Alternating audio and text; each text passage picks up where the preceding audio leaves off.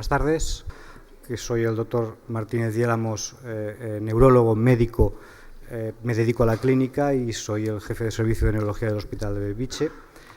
Quiero primero agradecer a la organización la oportunidad de estar aquí con vosotros, y es un placer y un honor compartir mesa con estos ponentes. Seguro que vamos a aprender todos, yo sí, vosotros probablemente también aprenderemos mucho. En primer lugar, creo que no hace falta presentarlo, yo sí me tengo que presentar, pero a él no. Hablará el doctor Francesc Torralba, teólogo, filósofo, profesor de la Universidad Ramon Llull, director de la Cátedra de Pensamiento Cristiano del Obispado de Urgell, director de la Cátedra Ethos de Ética Aplicada de la Universidad Ramon Llull, presidente de diferentes comités de ética, de diferentes instituciones, y además un gran transmisor, que eso probablemente es más difícil todavía, de su conocimiento a través de múltiples publicaciones, libros, cursos, seminarios. Y el doctor Torralba nos hablará esta tarde sobre filosofía de la libertad frente al determinismo. Muchas gracias, muy buenas tardes. En primer lugar, agradezco la invitación y también la disponibilidad a la escucha, al diálogo y a las observaciones que se puedan producir a raíz de mi intervención. Lo agradezco especialmente por el tema. No cabe duda, y los que tratamos de seguir atentamente la bibliografía en el campo de la bioética, que uno de los ámbitos donde se ha multiplicado exponencialmente la bibliografía es en el campo de la neuroética, que algunos definen como un subconjunto dentro de la bioética, como una especie de derivada de ese campo más enorme que es la bioética, y la neuroética nacería como una concreción y como una rama de la bioética. En cualquier caso, yo creo que antes de entrar en la temática se impone una precisión terminológica que en este tipo de debates creo que puede ayudar, puesto que la misma expresión neuroética es un tanto ambigua o ambivalente. Según cómo puede indicar la ética de las neurociencias, o según cómo o según qué textos uno lea, tiene la impresión de lo que se trata es de la neurociencia de la ética. Y son dos formulaciones distintas. Una cosa es abordar los temas, los debates, las tensiones que suscita el desarrollo exponencial de las neurociencias, y otra cosa es reflexionar sobre cuál es el desarrollo, cuál es la base neurológica, bioquímica, del razonamiento moral, de la toma de decisiones, de los actos libres, todo aquel conjunto de procesos bioquímicos que tienen lugar en la persona cuando se produce en ella el acto de deliberar, el acto de tomar una decisión, el acto en definitiva de ejercer plenamente su libertad.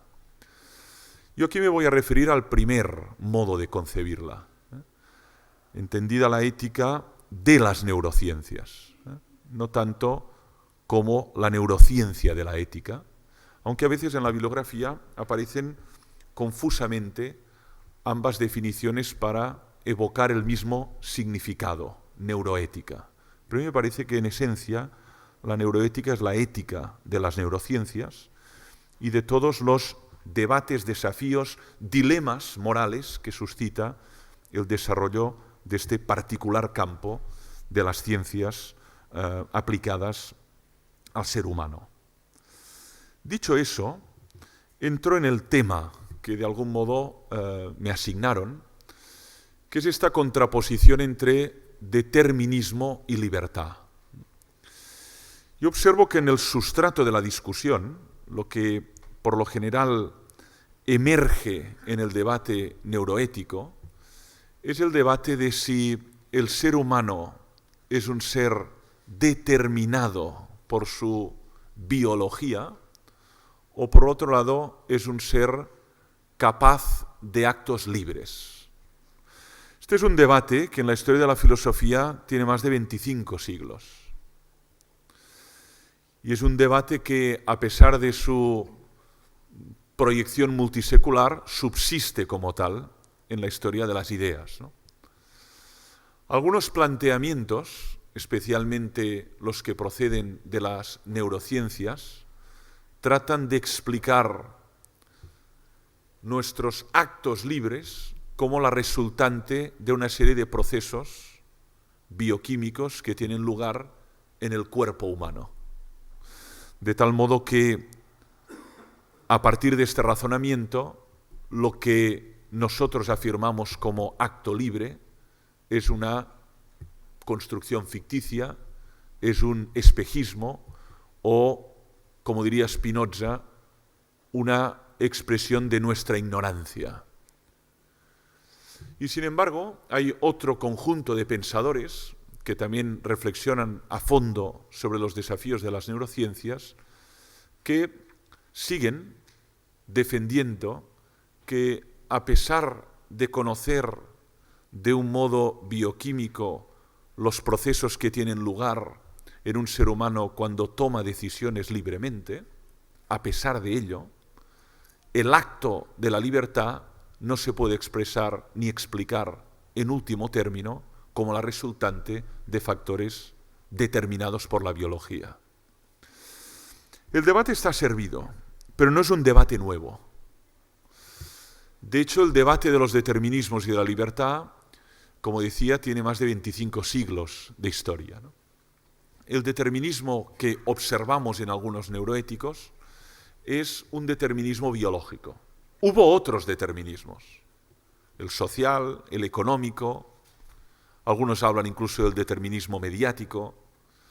En cualquier caso, donde hay determinismo hay negación de la libertad humana o reducción de la libertad humana a un espejismo y por lo tanto de un dato fundamental de la dignidad del ser humano, que es su capacidad para elaborar actos plenamente voluntarios y libres. Para abordar este tema resulta esencial lo que a mí me gusta denominar la dilucidación conceptual. Yo observo que en muchos de estos textos hay lo que algunos filósofos denominan, y yo subrayo, una especie de reduccionismo terminológico. Me explico. Una cosa es el concepto de yo, o el concepto de conciencia, o el concepto de acto, o el concepto de deliberación, o incluso de libertad, que son conceptos que tienen una prolongada historia en el campo de la filosofía occidental. De hecho, si uno analiza la historia de esos conceptos, se da cuenta de que son conceptos que evocan multitud de significados, conceptos plenamente polisémicos. Y sin embargo, en muchos de estos textos donde se plantea la negación de la libertad humana, hay una inmediata asociación entre el yo y la mente, o entre la conciencia y determinados procesos bioquímicos, que resulta difícil de adaptar un concepto de tal tradición filosófica al uso y manejo que se hace de este concepto en determinadas disciplinas que proceden de las ciencias del cuerpo, especialmente de las neurociencias. ¿Qué estoy diciendo con eso? Estoy intentando decir lo siguiente. La neuroética exige esencialmente un diálogo interdisciplinar, como lo es la bioética en esencia. En esencia es diálogo. Bien, en ese diálogo es esencial evitar la caída en el reduccionismo disciplinar, que significa en abordar un concepto y entender que ese concepto solo puede tener un significado, lo que llamaríamos el univocismo conceptual. Los otros significados que tiene ese mismo concepto en la tradición filosófica son ignorados, menospreciados o simplemente reducidos al absurdo. Eso pasa especialmente con el concepto de yo, el concepto de conciencia, el concepto, como decía, de deliberación, acto o libertad. Me parece que la primera forma de abordar un debate de esta naturaleza es aquello que los medievales decían en las discusiones universitarias en las quaestio disputata, ¿no? Aclara términos. ¿Con qué contenido semántico utilizas la palabra yo? ¿Con qué contenido semántico utilizas la palabra libertad? Puesto que muchas veces cuando el otro utiliza esta palabra, lo utiliza en un sentido extraordinariamente reductivo respecto a lo que ha sido la historia del concepto de esta noción en la historia de la filosofía. Lo pondré con un ejemplo. Libertad.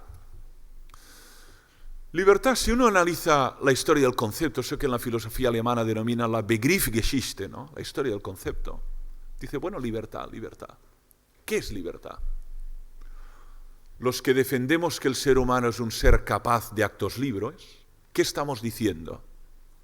Estamos diciendo que hay un yo que puede decidir más allá de los condicionamientos sociales, económicos, políticos, religiosos, mediáticos, y que no es esclavo de los procesos bioquímicos que tienen lugar en su cuerpo. Estamos diciendo eso, que es un ser capaz de actos plenamente voluntarios y responsables. Pero también estamos diciendo otra cosa. Estamos diciendo que es un ser capaz de liberarse de cuanto le mantiene en un estado de subyugación. Hay la libertad como liberum arbitrium, capacidad de elegir entre A, B, C, D o distintas opciones dentro de un abanico, pero la libertad como libertas, capacidad de liberarse de cuanto limita, enajena, subyuga a un ser humano. Claro, desde el lenguaje de las neurociencias, con frecuencia, se intenta explicar cualquier acto humano como la resultante de una serie de procesos bioquímicos que tienen lugar en su propia corporeidad. De tal modo que lo que llamamos acto libre queda disuelto en la nada. Yo creo que el diálogo es un diálogo trampa cuando se manejan palabras sin evocar la riqueza semántica que tienen a lo largo de la historia de la filosofía occidental. Y se juega con ellas como si su significado fuera obvio. Yo mente, otro dilema, ¿no? ¿De qué hablamos cuando hablamos del yo? Bueno, pues claro, alguien dirá primera persona del singular, sí, bueno, pero mucho más. Porque está el yo y está el sí mismo, está el I y está el self, está el ich y el selbst, ¿no? Incluso el ego y el autos. ¿De qué hablamos cuando hablamos de un yo reflexivo? De alguien capaz de tomar distancia de la realidad, pensar por sí mismo y elaborar decisiones que emergen de su propia entidad personal.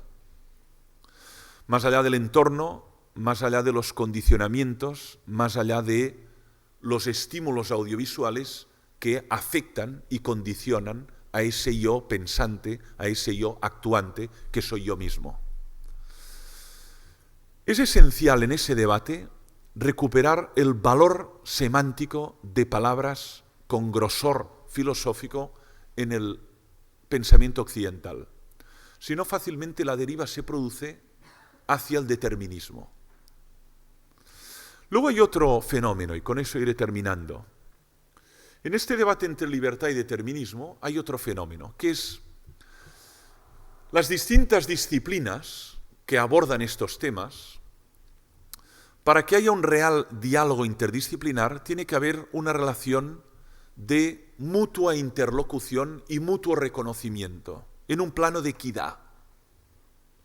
Cuando hay una relación de poder entre disciplinas, o de desprecio de una respecto a otra, entonces ya no se da un diálogo interdisciplinar adecuado.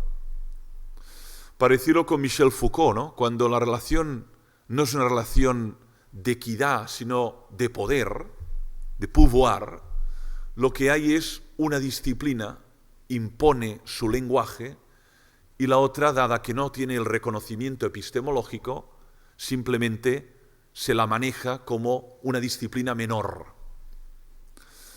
Yo observo que en muchas ocasiones en este debate precisamente hay un tipo de disciplinas donde son consideradas con estatuto epistemológico riguroso y otras que forman parte de lo que Platón diría la doxa, la opinión.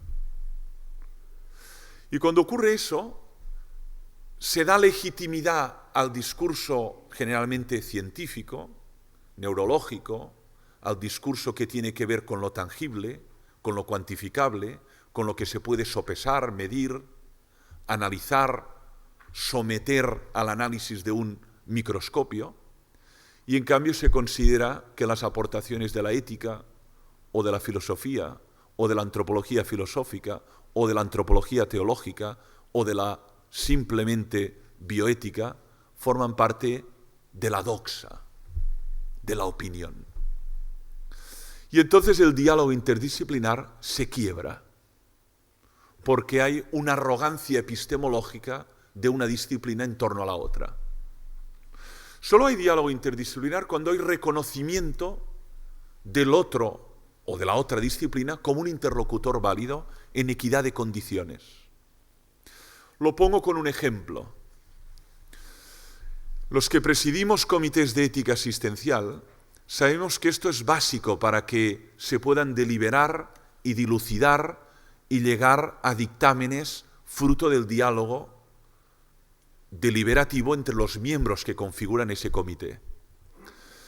Si se desprecia la aportación del abogado o del filósofo o del teólogo porque pertenecen a disciplinas supuestamente carentes de entidad epistemológica, no hay diálogo interdisciplinar. Muchas ocasiones cuando uno pregunta ¿y qué es el yo? Bueno, pues ¿a quién vamos a escuchar? Vamos a escuchar a todos, pero no vamos a caer en la tentación que cuando habla el neurólogo, su palabra respecto al yo va a pesar más significativamente que cuando habla el teólogo o el filósofo o el eticista. Esto significa entender, y termino, que en ese diálogo es fundamental reconocer la igualdad de lo que Wittgenstein diría los juegos de lenguaje, los Sprachspiele, ¿no? Usted tiene un juego de lenguaje. ¿Qué riqueza tiene ese juego de lenguaje? ¿Qué dice cuando dice yo, conciencia, persona? ¿Qué decimos cuando decimos persona? Pues evocamos un significado enormemente más rico que el que habitualmente hay en la mente cuando decimos persona en un lenguaje coloquial o incluso en lenguajes científicos. Y dirá, bueno, ¿y qué es? Se podría hacer la historia del concepto y decir, bueno, pues para Boecio es sustancia individual de naturaleza racional. Ah, caray. Y para Emmanuel Mounier es otra cosa. Pero usted dice persona, mamífero bípedo, capaz de sentir y capaz de pensar. Bueno, es una comprensión, yo creo que es una comprensión reduccionista de persona. Es una comprensión, un juego de lenguaje, pero no la única forma de abordar lo que es el ser personal. Termino. Yo creo que cuando uno aborda el diálogo entre determinismo y libertad, superando el reduccionismo disciplinar y superando la relación a veces implícita de poder entre disciplinas, existen las condiciones para un diálogo real. Y entonces es posible entrever que las neurociencias nos pueden explicar muy a fondo los procesos que tienen lugar en un ser humano cuando piensa, cuando siente, cuando delibera, cuando decide, cuando se angustia, pero difícilmente desde ahí se puede llegar a la conclusión que el ser humano no es nada más que ese conjunto de procesos.